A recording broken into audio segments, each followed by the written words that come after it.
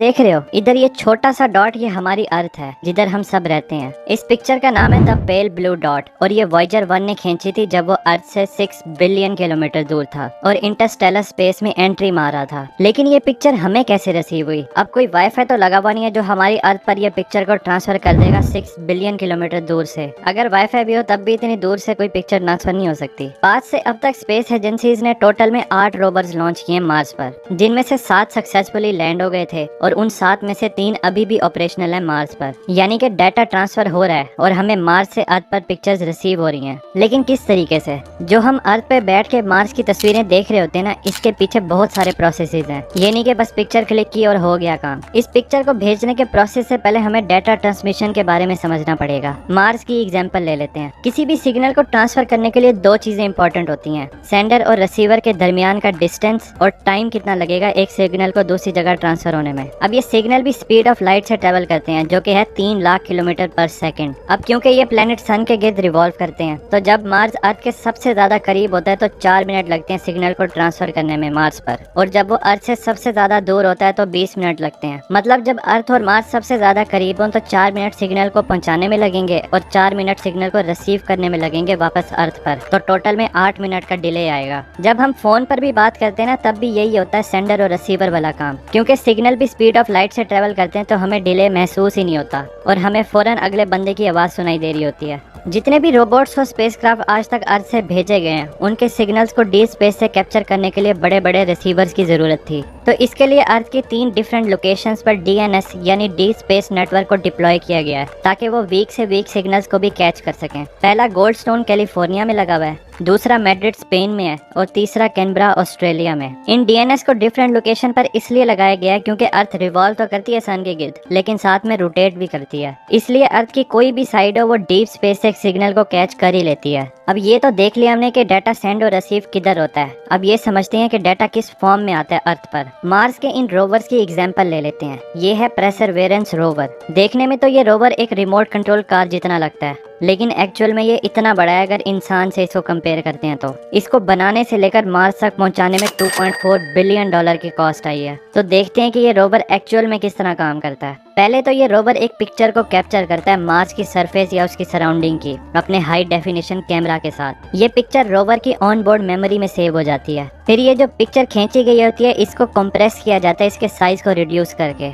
इसमें important details को miss किए बगैर। कंप्रेशन एल्गोरिथम का इस्तेमाल किया जाता है इमेज के डाटा को कम्पैक्ट करने के लिए। अब ये जो पिक्चर रोवर कैप्चर करता है, जरूरी नहीं है कि इसमें सारे ही इंपॉर्टेंट हो, बल्कि इनमें से कुछ को सिलेक्ट किया जाता है जो कि साइंटिफिक गोल के साथ अलाइन हो। हाई प्रायोरिटी इमेज को ही सिलेक्ट किया जाता है जिसमें कोई पोटेंशियल हो डिस्कवरी का, या फिर कोई ऐसी पिक्चर जो कि यूनिक जियोग्राफिकल फीचर दिखा रही हो, या फिर कोई अनएक्सपेक्टेड फिनोमिना। सिर्फ इनको ही सिलेक्ट किया जाता है ट्रांसमिशन के लिए। चलो अब पिक्चर भी सिलेक्ट हो गई और उन पे कंप्रेशन एल्गोरिथम भी लग गया, लेकिन इन रोवर्स के रिसीवर इतने पावरफुल नहीं होते जो कि अर्थ के साथ डायरेक्ट कम्युनिकेशन कर सकें। तो इसके लिए 2 ऑर्बिटर्स हैं जो कि मार्स के गिर्द चक्कर लगाते रहते हैं। इन ऑर्बिटर्स में बहुत ही पावरफुल कम्युनिकेशन और एंटीनाज लगे होते हैं। जो भी कोई कमांड या फिर डाटा ट्रांसफर करना हो वो अर्थ से पहले ऑर्बिटर्स को रिसीव होता है, उसके बाद वो ऑर्बिटर रोवर को भेजता है। सेम चीज अगर रोवर ने कुछ ट्रांसफर करना है तो पहले वो ऑर्बिटर को रिसीव होगा और फिर ऑर्बिटर से अर्थ पर ट्रांसफर किया जाएगा। तो ये ऑर्बिटर एक किस्म का मीडियम है जो कि अर्थ और रोवर के दरमियान कम्युनिकेशन करवाता है। खैर, ये रोवर इस कंप्रेस्ड इमेज को ऑर्बिटर में अपलोड करता है और ये ऑर्बिटर डाटा को टेम्परेरीली स्टोर कर लेता है। इसके बाद ऑर्बिटर इस डाटा को अर्थ पर ट्रांसफर कर देता है और अर्थ पर मैंने जैसे बताया कि डीप स्पेस सिग्नल को कैच करने के लिए पावरफुल रिसीवर्स लगे हुए हैं। जब ये डाटा अर्थ पर रिसीव होता है तो इमेज के डाटा को डिकोड किया जाता है, फिर ओरिजिनल इमेज को रिकंस्ट्रक्ट किया जाता है वापस से उस पे एल्गोरिथम लगाकर,